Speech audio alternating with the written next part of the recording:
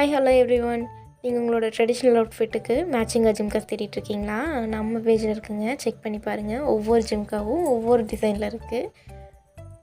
எனக்கு சாரீக்கு மேட்ச்சு ஜிம்கா போட்டு ரொம்ப பிடிக்கும். உங்களுக்கு பிடிக்குமான்னு கமெண்ட்டில் சொல்லுங்கள். உங்களுக்கு எந்த ஜிம்கா ரொம்ப பிடிச்சிருக்குன்னு கமெண்ட்டில் சொல்லுங்கள் மறக்காமல். பொங்கல் ஸ்பெஷலாக நம்ம பேஜில் நெக்லஸ் லான்ச் பண்ணியிருக்கேங்க.